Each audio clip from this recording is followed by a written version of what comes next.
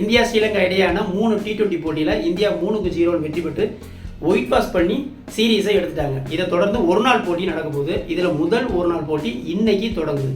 இப்போ இந்தியாவை பொறுத்த வரைக்கும் என்ன சவாலான விஷயம் அப்படின்னு சொல்லி பார்த்தா, இவங்களுக்கு இந்த பிளேயிங் 11, அதாவது ஆடக்கூடிய அந்த 11 பேர்த்தை எப்படி செலக்ட் பண்ணுறது அப்படிங்கிற ஒரு பெரிய தலைவலி கௌதம் கம்பீருக்கு இருக்குன்னு சொல்லலாம். ஏன் அப்படின்னா சீனியர் பிளேயர்களான ரோஹித் சர்மா, விராட் கோலிலாம் அன்னைக்கு திருப்பிட்டாங்க. ஏற்கனவே 15 பேர் இருக்கான். இதில் இவங்க 2 பேர் சேர்த்தா 17 பேர். இதில் 11 பேரை எப்படி செலக்ட் பண்ணுறது அப்படிங்கிற ஒரு பெரிய தலைவலி இவங்களுக்கு இருக்கும்.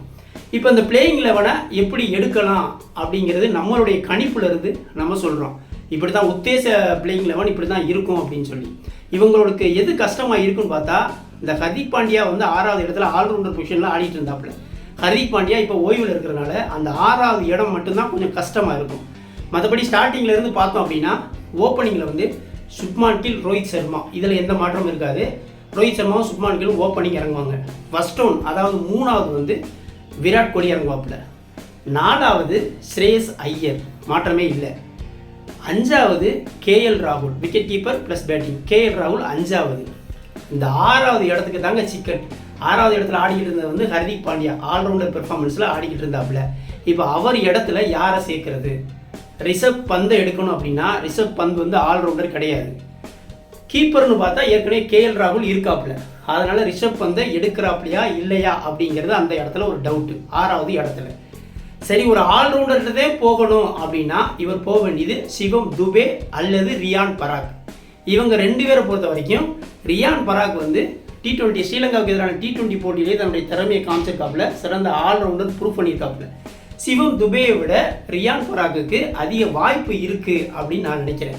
ஒன்று ரிஷப் பந்தை எடுக்கலை அப்படின்னா ரியான் பராக்கை 6வது இடத்துக்கு எடுப்பாங்க. 7வது இடம் ஏற்கனவே ரவீந்திர ஜடேஜா ஆடிக்கிட்டு இருந்தது. அந்த ரவீந்திர ஜடேஜாவுக்கு பதிலாக அக்சர் பட்டேலை செட் பண்ணிட்டாங்க. நல்ல ஆல்ரவுண்டராக பேட்டிங் ப்ளஸ் பவுலிங்கில் அக்சர் பட்டேல் 7வது இடத்துக்கு செட் பண்ணிடுவாங்க. 8வது இடத்துல பிரதான சுழற்பந்து வீச்சாளர் வேணும். குல்தீப் யாதவை எடுக்க அதிக வாய்ப்புகள் இருக்குது. குல்தீப் யாதவ் ஆடுவாப்புல 8வது. 9, 10, 11 இதில் ஃபாஸ்ட் பவுலர்கள் 3 பேர் ஆட வச்சா கலீல், சிராஜ், அஸ்தி இவங்க 3 பேர் ஆட வைக்கலாம். 3 ஃபாஸ்ட் பவுலர், 2 ஸ்பின், ஒரு ஆல்ரவுண்டர், அப்படி இந்த மாதிரி தான் ஆர்டர் இருக்குங்க. என்னை கேட்டால் இந்த 6வது இடத்துக்கான பிளேஸில் தான் இந்த கௌதம் கம்பீர் யாரை செலக்ட் பண்ண போகிறாப்புல அப்படிங்கிறது ஒரு ஒரு ட்விஸ்ட்டாக இருக்கும். அது பிளேயிங் 11 பார்த்தா தான் கௌதம் கம்பீர் யார்கிட்ட போகிறாருன்னு தெரியும். ஒன்று KL ராகுலையும் ரிஷப் பாண்டையும் 2 கீப்பரையும் ஒரே பிளேயிங் 11 ஆட வைக்க போகிறாரா? அப்படி இல்லை அப்படின்னா இவங்க 2 பேர்த்தில் ஒருத்தருக்கு ரிஷப் பண்டுக்கு பதிலாக ஒரு ஆல்ரவுண்டர் போகிறாரா? அந்த ஆல்ரவுண்டர் சிவம் துபேயா இல்லை ரியான் பராக்கா அப்படிங்கிறது போட்டி ஆரம்பித்து டாஸ் போட்ட பிறகு பிளேயிங் 11 அறிவித்த பிறகு தான் தெரியும். பொறுத்திருந்து பார்ப்போம். T20யில் ஸ்ரீலங்கா படுதோல்வியை சந்தித்து கடுமையான விமர்சனத்துக்கு உள்ளாகி இருக்கிறாங்க. இந்த ஒரு நாள் போட்டியிலையாவது ஜெயிக்க முடியாட்டாலும் பரவாயில்ல, நல்ல ஒரு டஃப் கொடுப்பாங்க அப்படின்னு ஸ்ரீலங்கா பிளேயர்கள் நம்புகிறாங்க. நிச்சயமாக நம்மளும் எதிர்பார்க்குறோம்.